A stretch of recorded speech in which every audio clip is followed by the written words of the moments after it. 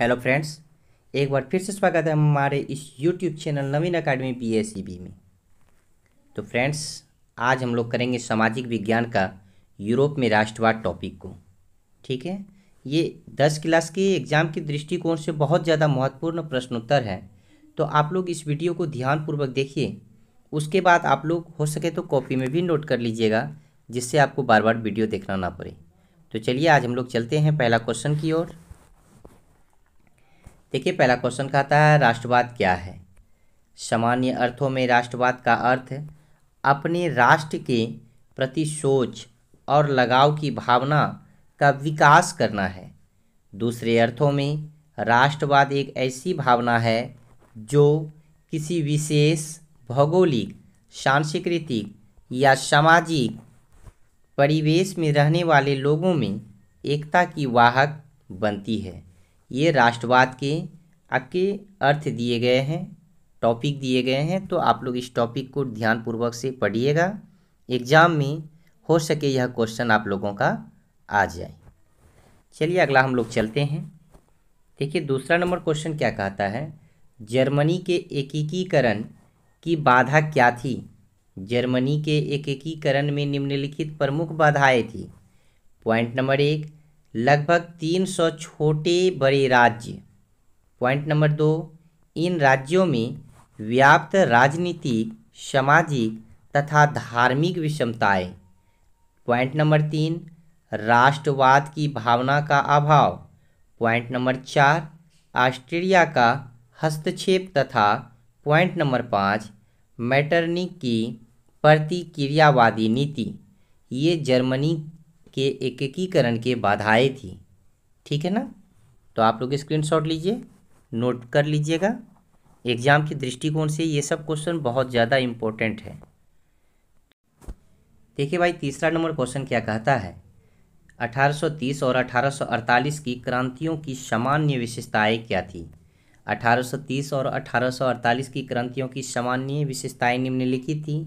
Point number 1, सभी क्रांतिकारी प्रतिक्रियावादी और निरंकुश शासन की समाप्ति चाहते थे। ठीक है ना। क्रांतिकारी क्या चाहते थे, प्रतिक्रियावादी और निरंकुश शासन की समाप्ति चाहते थे। पॉइंट नंबर 2, वे उदारवाद और राष्ट्रवाद के समर्थक थे। ठीक है। पॉइंट नंबर 3, वे वैधानिक शासन की मांग कर रहे थे। पॉइंट नंबर 4, दोनों क्रांतिकारियों की एक मुख्य विशेषता यह भी थी कि स्वतंत्रता और नागरिक अधिकारों की सुरक्षा मुख्य मुद्दा था। चलिए स्क्रीनशॉट लीजिए, आगे बढ़ते हैं। देखिए, चौथा नंबर क्वेश्चन क्या कहता है, इटली के एकीकरण में काबुल की भूमिका का उल्लेख करें अथवा काबुल का संक्षिप्त परिचय दें। ठीक है ना। दोनों में कोई भी क्वेश्चन अगर आए तो आप लोग इस आंसर को लिख दीजिएगा। देखिए आंसर क्या कहता है, काबुल को इटली के एकीकरण का राजनीतिज्ञ कहा जाता है। ठीक है। तो एकीकरण का राजनीतिक किसे कहा जाता है, इटली के काबुल को। ठीक है ना। तो आप लोगों को काबुल का भी वीडियो मिल जाएगा, मैं बना दूंगा, आप लोग देख लीजिएगा। काबुल का परिचय बता दूंगा पूरे डिटेल्स में।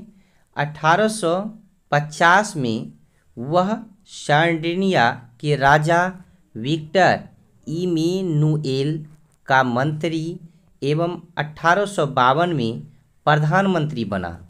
उसने सैनिक और आर्थिक सुधारों द्वारा सार्डिनिया की स्थिति सुदृढ़ की। पेरिस शांति सम्मेलन में उसने इटली के एकीकरण का प्रश्न उठाया। 1859 में ऑस्ट्रिया को पराजित कर काबुल ने लोम्बार्डी पर अधिकार कर लिया था। ठीक है। तो ये काबुल के संक्षिप्त परिचय थे। और अगर ऐसा भी क्वेश्चन आ जाए, इटली के एकीकरण में काबुल की भूमिका का उल्लेख करें या संक्षेप विवरण दें, तो आप लोग इस आंसर को लिख सकते हैं। स्क्रीनशॉट ले लीजिए।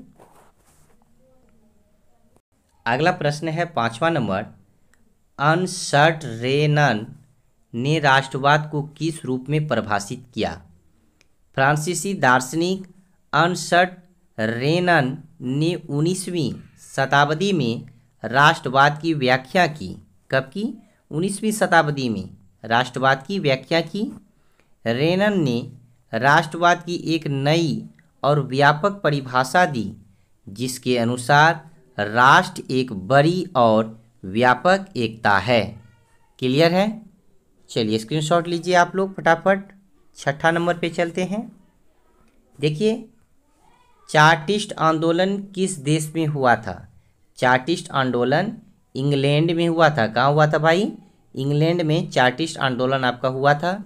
जो भी भाई बहन इस यूट्यूब चैनल पे नए हैं, कृपया हमारे इस यूट्यूब चैनल को सब्सक्राइब कर लें। हमारा यूट्यूब चैनल का नाम है नवीन अकाडमी BSEB। चलिए हम लोग चलते हैं अगला प्रश्न 7वां नंबर पे। वियना कांग्रेस अर्थात सम्मेलन में फ्रांस में किस राजवंश की पुनः स्थापना की गई? वियना कांग्रेस 1815 द्वारा फ्रांस में बूढ़े राजवंश की पुनः स्थापना की गई। चलिए स्क्रीनशॉट लीजिए, आगे बढ़ते हैं। देखिए 8वां नंबर प्रश्न है आपके सामने। 1848 ईस्वी की फ्रांसीसी क्रांति के क्या कारण थे? 1830 की क्रांति के बाद लुई फिलिप फ्रांस का राजा बना। 1830 के बाद राजा कौन बना था?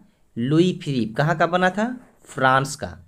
उसने अपने विरोधियों को खुश करने के लिए स्वर्णिम मध्यवर्गीय नीति अवलंबन करते हुए सन 1840 में गीजो को प्रधानमंत्री नियुक्त किया, जो कट्टर प्रतिक्रियावादी था।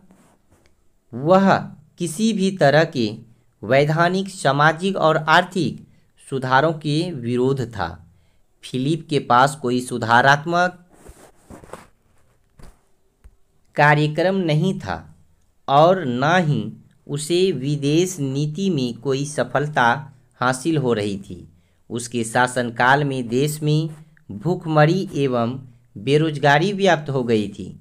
सुधारवादियों ने 22 फरवरी 1848 ईस्वी को पेरिस में थियर्स के नेतृत्व में एक विशाल भोज का आयोजन किया। राजा ने इस पर रोक लगा दी, अतः पेरिस में विरोध प्रदर्शन हुए और जुलूस निकाले गए। इस पर पुलिस ने गोली चला दी, जिसमें अनेक लोग मारे गए। अतः दमनकारी नीति अपनाए जाने के कारण 1848 ईस्वी की क्रांति आरंभ हो गई। ठीक है ना? चलिए आगे बढ़ते हैं हम लोग। देखिए 9वां नंबर क्वेश्चन है, मेटरनिख कौन था? यूरोपीय इतिहासकार में वह क्यों विख्यात है? मेटरनिख ऑस्ट्रेलिया का चांसलर था। मेटरनिख कहाँ का चांसलर था? ऑस्ट्रेलिया का। ठीक है ना? ऑस्ट्रेलिया का क्या था? चांसलर था। किसी भी प्रकार से अगर ऑब्जेक्टिव आए तो आप लोग टिक कर दीजिएगा, आंसर सही हो जाएगा।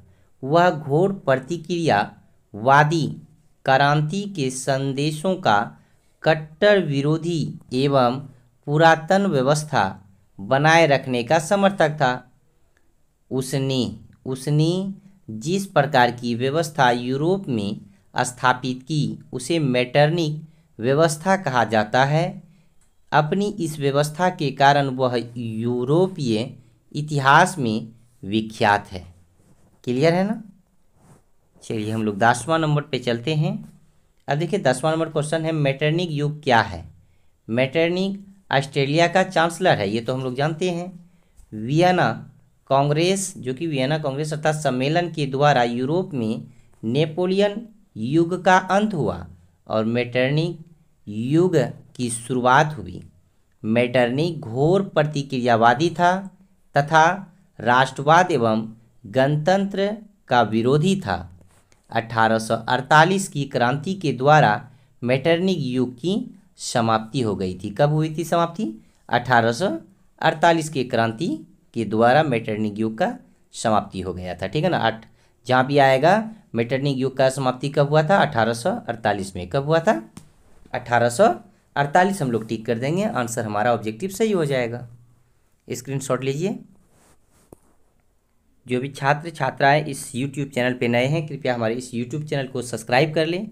क्योंकि इस प्रकार के वीडियो आप लोगों को मिलते रहेगा। ठीक है, चलिए हम लोग चलते हैं 11 नंबर पे। जर्मनी का राजनीतिक एकीकरण के पहले आर्थिक एकीकरण कैसे हुआ? 1815 से 1848 के मध्य जर्मनी में औद्योगिकीकरण की पृष्ठभूमि तैयार हो गई। कोयला और खनिज उद्योग का विकास हुआ। रेल लाइनों का प्रसार हुआ।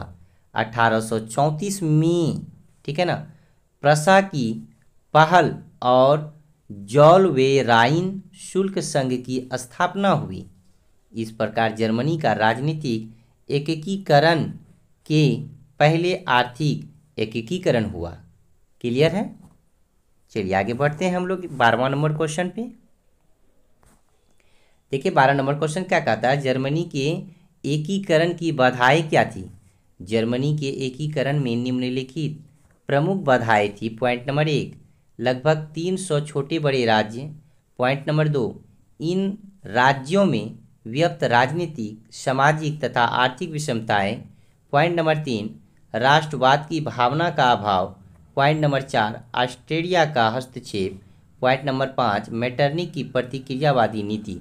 शायद यह क्वेश्चन हम लोग पढ़ चुके हैं ऊपर में, खैर कोई दिक्कत नहीं, आप लोग नोट कर लीजिएगा। इस प्रकार के क्वेश्चन आपके एग्जाम में टच होते रहेंगे। देखिए, इटली के एकीकरण में काबुल की भूमिका का उल्लेख करें। काबुल को इटली के एकीकरण का राजनीतिक कहा जाता है। 1850 में सार्डिनिया के राजा विक्टर एमुनुएल का मंत्री एवं 1852 में प्रधानमंत्री बना। उसने सैनिक और आर्थिक सुधारों द्वारा सार्डिनिया की स्थिति सुदृढ़ की। पेरिस शांति सम्मेलन में उसने इटली के एकीकरण का प्रश्न उठाया। 1859 में ऑस्ट्रिया को पराजित कर काबुल ने लोम्बार्डी पर अधिकार कर लिया। ठीक है, स्क्रीनशॉट लीजिए, आगे बढ़ते हैं। देखिए आपका क्वेश्चन अगला 14 नंबर है। जर्मनी के एकीकरण के लिए बिस्मार्क ने कौन सी नीति अपनाई? प्रसा का राजा विलियम प्रथम ने प्रख्यात राष्ट्रवादी और कूटनीतिज्ञ बिस्मार्क को अपना प्रधानमंत्री नियुक्त किया। प्रधानमंत्री को हम लोग क्या कहते हैं? चांसलर। क्या कहते थे? चांसलर। ठीक है ना। जर्मनी के एकीकरण के लिए बिस्मार्क ने रक्त और लोहा की नीति अपनाई। ठीक है, जर्मनी के एकीकरण के लिए बिस्मार्क ने कौन सा नीति अपनाई? रक्त और तलवार। ठीक है ना, रक्त और लोहा भी हो सकते हैं या रक्त और तलवार भी हो सकते हैं। सबसे पहले बिस्मार्क ने आर्थिक सुधारों के द्वारा प्रसा की स्थिति मजबूत की। इससे सैनिक शक्ति सुदृढ़ हुई। प्रसा के एकीकरण के लिए उसने डेनमार्क, ऑस्ट्रिया तथा फ्रांस के साथ युद्ध किया। इसके परिणाम स्वरूप ही यूरोप के नक्शे पर एकीकृत जर्मन राष्ट्र का उदय हुआ था। क्लियर है? चलिए हम लोग चलते हैं और यह लास्ट क्वेश्चन है आपका 15 नंबर। देखिए, लोहा एवं रक्त की नीति क्या थी? लौह एवं रक्त की नीति का प्रतिपादन बिस्मार्क ने किया।